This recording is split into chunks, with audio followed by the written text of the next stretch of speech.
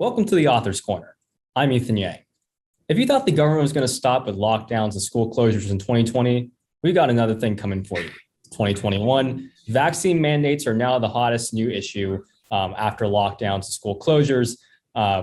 Whether this is constitutionally allowable is obviously the question at hand. And private businesses and public institutions, there's obviously different rules at play. Private businesses obviously having their own privileges, but public institutions, on the other hand, have to follow the Constitution, which makes this case that much more interesting. During the summer, George Mason University implemented a public university in Virginia implemented a vaccine mandate. Professor Todd Zywicki is a professor at George Mason's law school. Unlucky for them, he decided to sue, and that's why we're here today. I guess before we dive into this, a quick life update for your host. I am currently attending George Mason University School of Law, Antonin Scalia Law School. I will not be leaving AIER, although you may see my output diminish slightly, but I will not be leaving the Institute. So you can expect consistent content from me, just not as much as the past. Switching back to our esteemed guest, Professor Todd Zywicki is the George Mason University Foundation Professor of Law at George Mason University Antonin Scalia Law School. He's also a senior fellow at the Cato Institute and served as the executive director of GMU's Law and Economics Center. He also served as the chair of the Consumer Financial Protection Bureau Task Force on Federal Consumer Finance Law, and also taught at many other esteemed law schools such as Georgetown, Vanderbilt, and Boston College. Professor, it's great to have you. Great to see you, Ethan, and welcome to Scalia Law School, too. Yeah, of course. And like we discussed before the podcast, it hasn't been the most cordial welcome with all the vaccine mandates and the mask mandates. Even people who are vaccinated to wear masks, which is obviously crazy as well, and we'll get into that. But I guess to start off, can you tell us a little bit about why you decided to sue the school? What were the policies at play that really drove you over the edge, and what was the result? Sure, Ethan. Now, I want to make clear that that I sued the school as a last resort, not as a first resort, which is the bottom line here is I was one of the early winners of the COVID lottery. Winners, obviously being sarcastic, which is that I managed to get it in March 2020, right when it first emerged.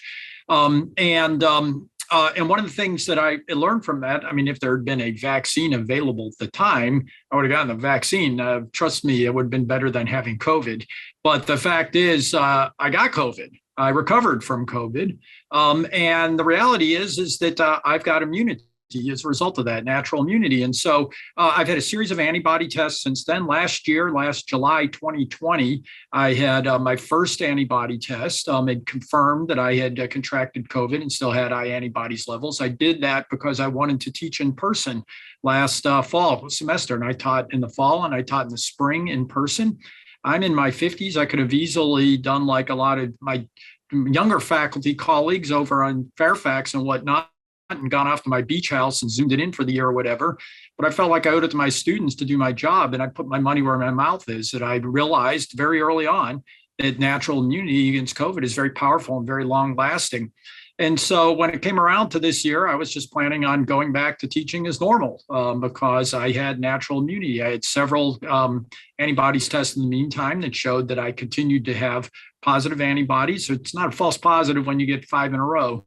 I'll tell you. And so then George Mason unleashed this vaccine mandate. So I contacted them and asked them what they're going to do about natural immunity. And they basically said, well, we don't think there is any natural immunity, more or less.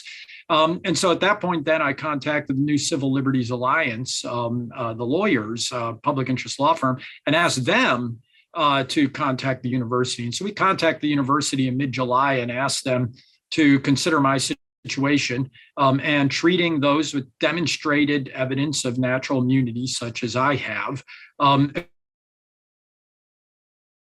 instead of responding to our request. We sent a long letter. We attached affidavits from my personal immunologist, as well as 2 leading experts, Martin Kulldorff of Harvard and Jay Bhattacharya of Stanford, who both attested that natural immunity was at least as protective of the best vaccines and more protective than mediocre vaccines, such as the Johnson & Johnson vaccine. And Ethan, the George Mason policy is so bizarre. They don't just protect the supposedly good vaccines, which are turning out not to be as good as advertised, or the mediocre vaccines that have emergency approval from the FDA, they actually recognize any vaccine recognized by the World Health Organization, which includes the Chinese vaccines like Sinovac and Sinopharm, count for George Mason's policy, and natural immunity doesn't. So when we ask them to look at the science, look at the evidence, and actually come up with a policy that was sensible and reasonable and did not require that people get unnecessary and risky medical procedures like me, instead of considering that they just launched their policy. And so at that point, we had no alternative but to sue, or I felt like I did.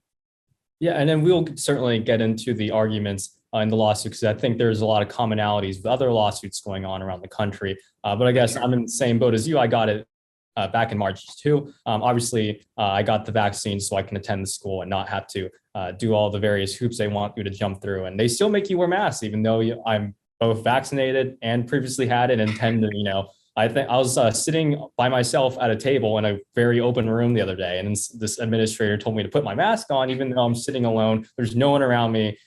So it's just utter insanity what we're seeing right here. But back to the legal issues.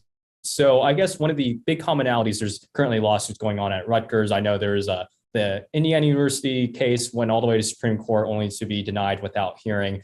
But all these cases are bringing up one singular issue in particular, which is the 14th Amendment. So can you start us off by talking a little bit about that? Yeah, so there's really two legal issues here. And just to clarify, Ethan, there are a variety of cases, you said, in a variety of different ways. Some of them are just full frontal attacks on vaccine mandates. That's what the Indiana case was. My case is a very particular case, I want to make clear, which is that I have natural immunity. Not only do I have natural immunity, I've demonstrated very strong natural immunity, which is I did what's called a semi-quantitative antibodies test through LabCorp in June.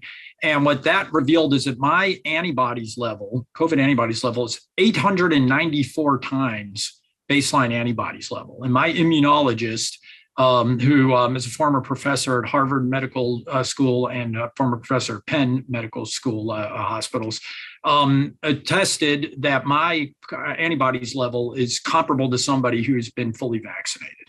And so this wasn't a fly-by-night operation. And in my case, we're not challenging, this is a different, it might be some of these other cases. In my case, we're not challenging the power of the university to show that, or require people to show that they have some protection against infection and transmission.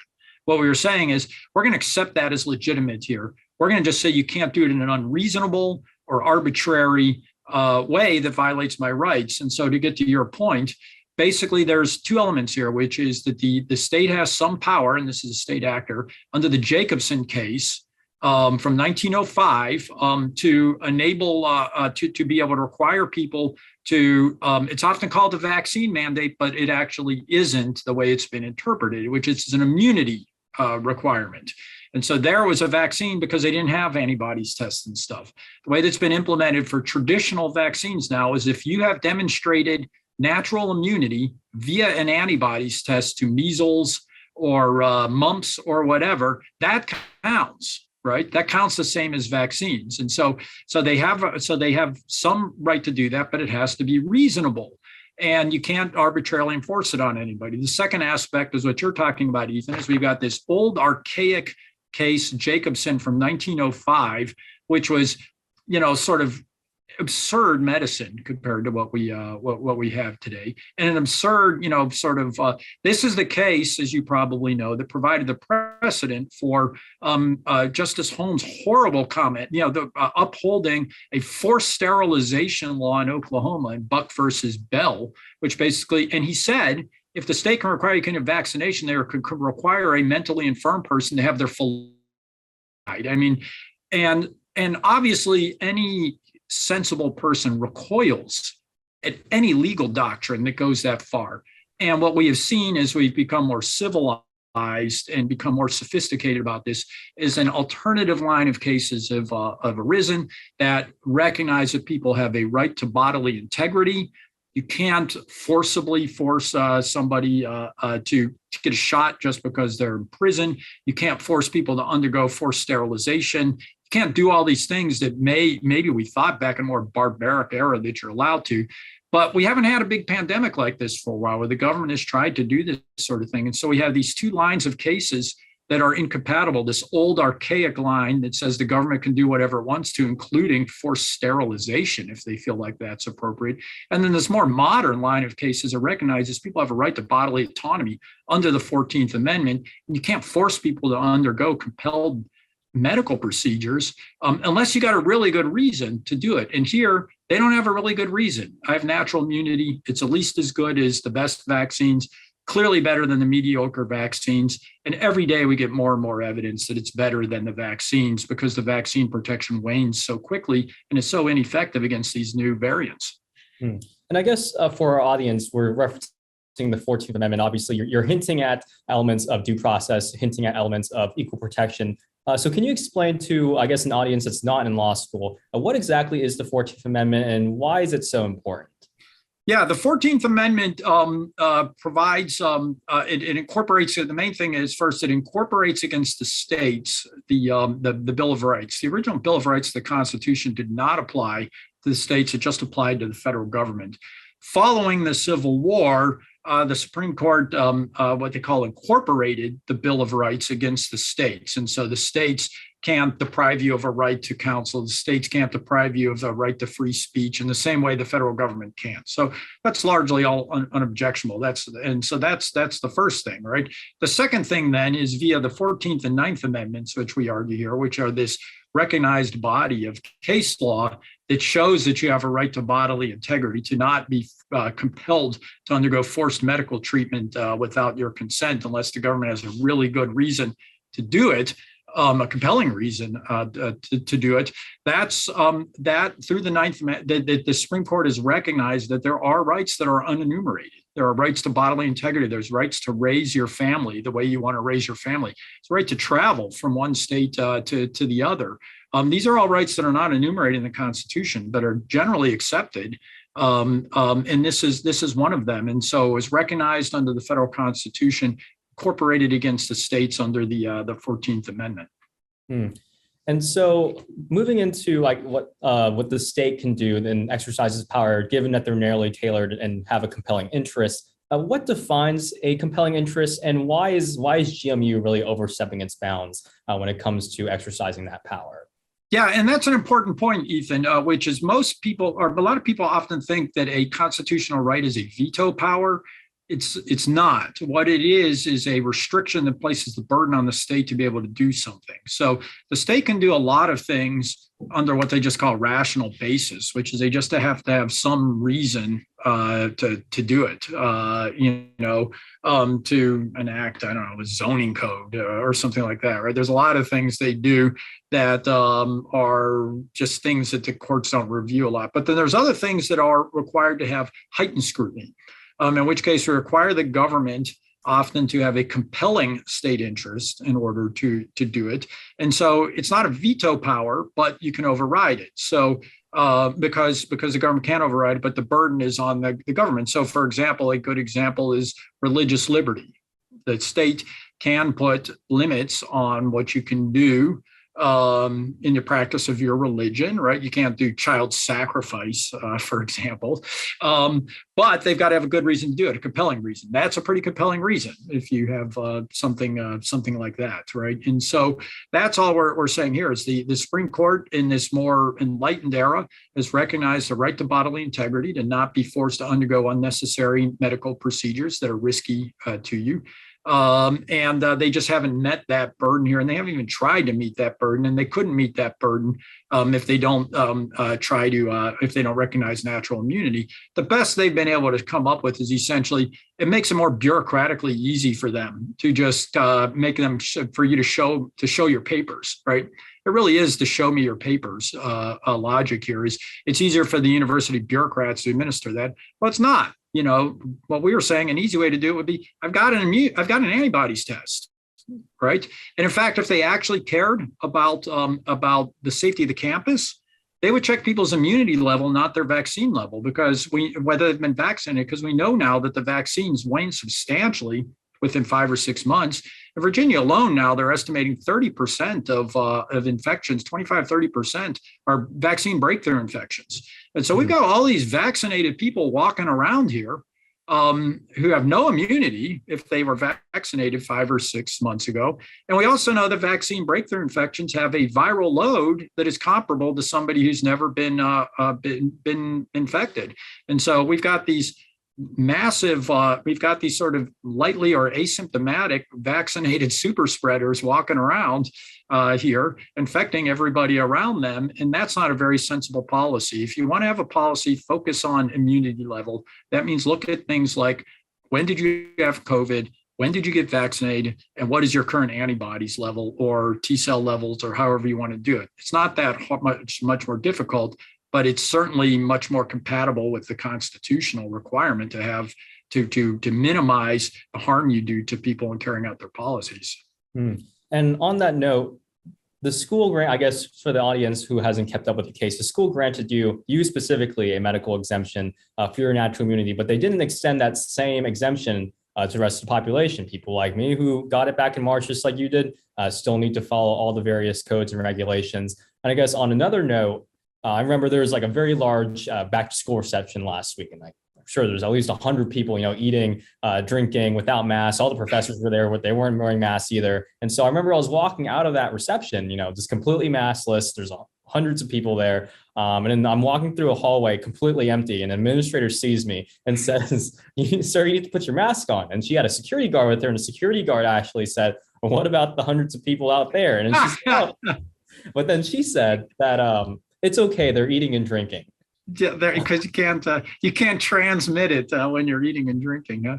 No, that's right. And I will say, I was fortunate enough to get a medical exemption for I don't want to go into details, but it also had issues specifically related to my personal medical condition that made me individually a higher risk from getting the vaccine. And so I was fortunate enough to get it. And then the other component of this, Ethan, that changed was they were going to still, even if I got the exemption, they were going to disadvantage me and try to compel me to still get vaccinated, because they were going to put much harsher burdens on me than they would put on somebody who was vaccinated, even though I had clear immune protection.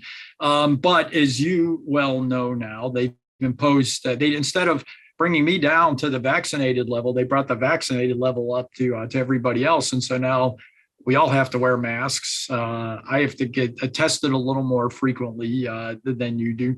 But that's sort of the only thing that's really remaining. And at that point, once they basically started treating the vaccinated people the same as everybody else, at that point, the stigmatization, the burdens I was under that my vaccinated but non-immune colleagues were under, a lot of those things they were going to use to disadvantage me in my career, my ability to teach my students went away. And so at that point, it seemed like the sensible thing was to just walk away from the case. What I really cared about was being able to do my job, being able to teach my students the same without the disadvantages and burdens that my colleagues had. And now they've enacted stupid procedures for everybody.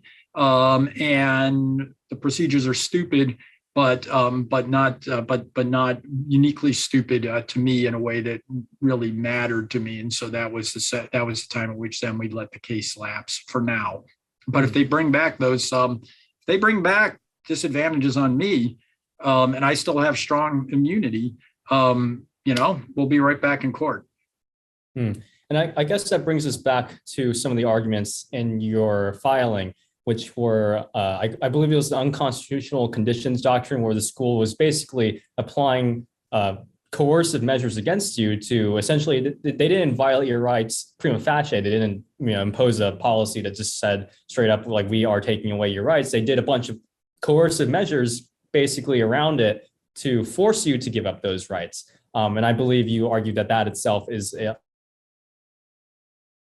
right, exactly, which is it's really not that much different from forcing somebody to do it. If you do everything but hold a gun to their head or something like that to be able to do it. And so I felt like they were trying to force me to do that. And a lot of people say, well, it's just a mask and that sort of thing. Well, Ethan, I'm sure I don't know what your decision was, but I've heard from a lot of my students who I taught last year who were really upset when the university reneged on their promise to say that if you were vaccinated, you have to wear a mask. And these students came to me and they said, do we have a contract claim here, professor? Because I have natural immunity. The only reason I got vaccinated was because they told me I wouldn't have to wear a mask. And now they're reneging on that, right? The point is not whether they have a contract claim, but the point is people care. The point is I cared. The point is it may not seem like a burden, but sure as heck was enough of a burden that I know a lot of people on this campus right now who only got vaccinated because they didn't want to have to wear a mask. And so, that's the kind of thing that matters. That's the kind of thing that shows that it was coercive to do it that way. And I guess from I vaccinated myself just hedging that something somewhere was going to require me to be vaccinated for entry, and lo and behold, I was correct. Obviously, that's not given the circumstances, it's not exactly a large IQ style prediction, but whether it's vaccine passports, whether it's you want to go to New York City, whether whatever, you want to travel abroad, right? There's all these things for which people got vaccinated in order to do things, not because it was their free choice. Mm-hmm. So I guess talking about natural immunity again, there's been a lot of different opinions on your decision. Obviously, a lot of the legal world, just given the political bent of the legal world, a lot of professors from other schools and that, I guess Bloomberg or something like that, were, they've had roundabout criticisms for your decision, and they're very much on the side of, we need to mask everyone up, we need to have these vaccine mandates, just completely ignoring the natural immunity argument. So many people were calling it like, basically, you're spreading the plague and you're like some sort of anti-vaxxer or something like that. I remember one of my classmates said that she didn't want to be around you because she thought you were going to spread the plague to her, even though like clearly the natural immunity thing was like center focus of your argument. It was like, I am immune. So why do you think we're having this serial case of amnesia when it comes to this topic? It's bizarre, Ethan, and to preview my conclusion, I cannot think of a legitimate reason for this.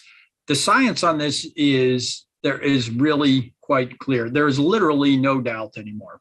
There are literally zero studies to support the idea that vaccine immunity, broadly put, is better than natural immunity. There are at least 15 studies that have been done that show that natural immunity provides a level of protection in the range of 90 to 95%, which is comparable to the best vaccines when they're actually working.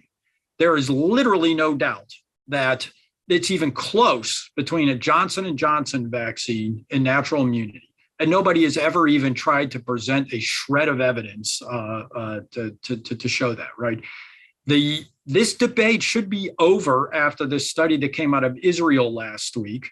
Once you add in the fact that these vaccines protections wane so rapidly, there were two studies that came out last week. One showed that vaccine protection, they have all Pfizer in Israel, vaccine protection wanes 40% per month after the initial thing for vaccine, 5% per month for natural immunity.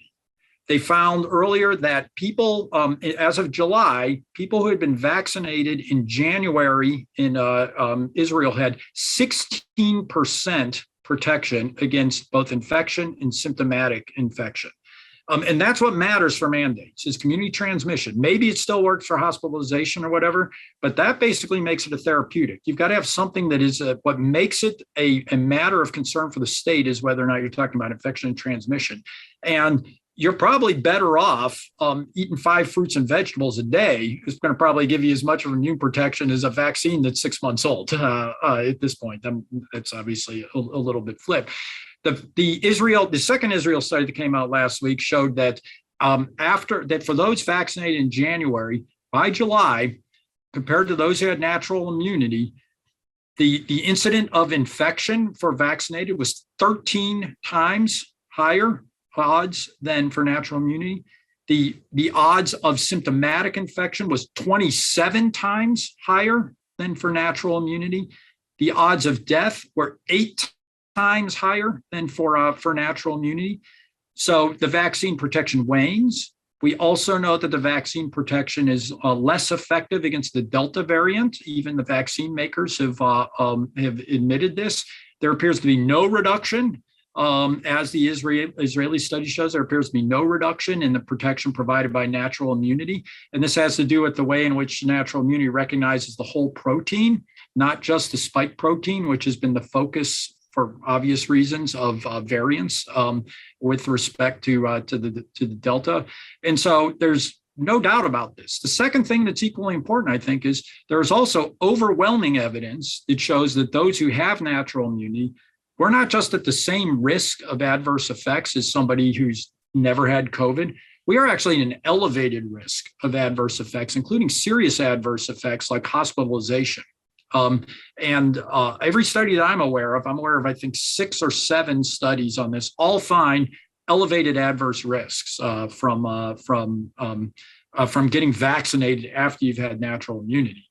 And so we're talking about a process here that is pretty much no benefit and all risk to those of us compared to somebody who's been vaccinated, especially if somebody's been vaccinated back in January or February, who now, we've got breakthrough infections all over the country right now as a result of people walking around thinking they're immune and they're not.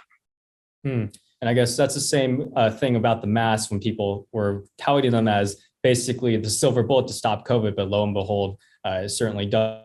And people may have been walking into situations thinking that they're not going to spread it or not going to get it. It's tragic, Ethan. There was actually, you may have seen this article in the New York Times a while back, and they asked, why do people not get vaccinated? And it was so sad. There were a lot of people who were in bad shape who said, well, I read what they said in the news that if I wore a mask all the time, I wouldn't have to worry about getting COVID, right? We know that there was moral hazard, which is you tell everybody that the masks are effective. I don't know why they would be telling people all of this. People reduced their mitigation activities and when they would wear masks and that sort of thing, right?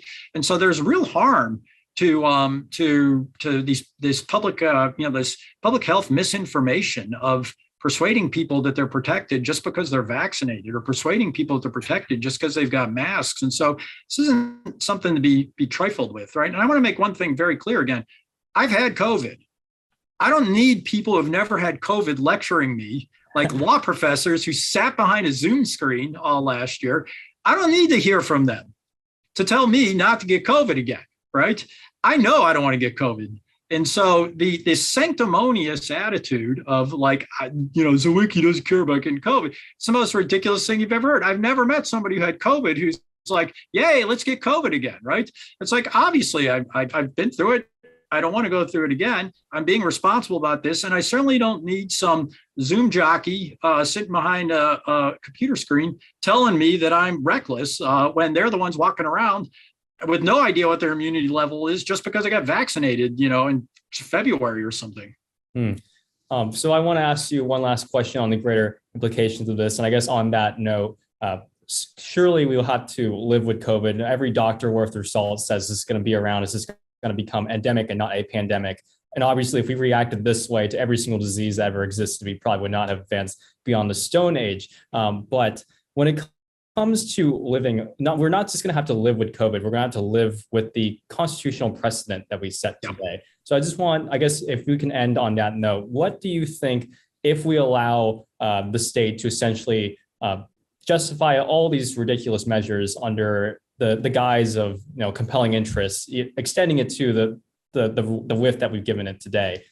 What do you think the precedent will be, and what are the consequences for a constitutional order going forward if we allow all these measures to stand?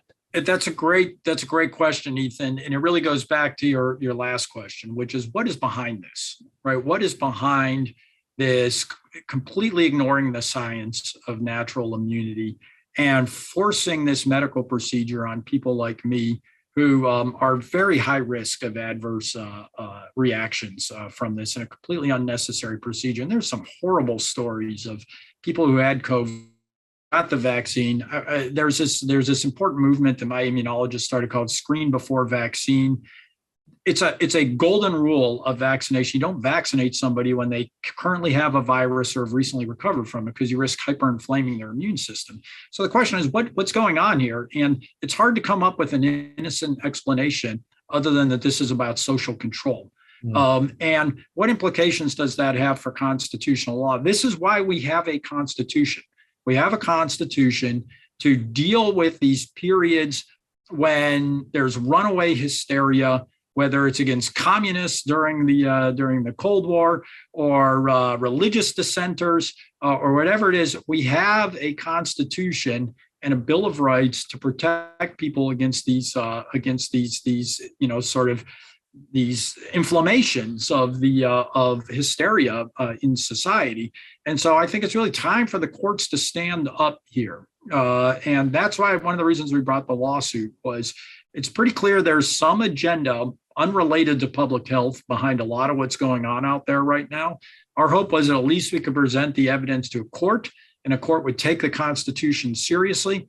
I've been very gratified at the response I've gotten from my colleagues and a lot of students here at the law school. As you've indicated, not everybody agrees with me, but we're very lucky that we're at a law school where people take evidence seriously, where people are examine evidence, think about things and that sort of thing, to actually come up with good policies, and that we take the Constitution seriously. And I think it's time for judges to start doing the same thing. If our political actors aren't going to take the Constitution seriously, then somebody needs to make them. And I think that's the role of judges. Well, Professor Zywicki, thank you for all that you do, and thank you for joining us on the show today. Thank you, Ethan. It's great to talk with you. Professor Zywicki is a law professor at George Mason University, Antonin Scalia Law School, and a senior fellow at the Cato Institute. If you want to learn more about his lawsuit and the results, we actually have information on that at AIER's website. If you really liked what you heard today, make sure to follow AIER on all our various channels, such as YouTube, Twitter, Facebook, as well as our website, AIER.org. If you want to support more cutting-edge outreach and research, make sure to become a donor. All that information and more can be found at AIER.org. Thank you.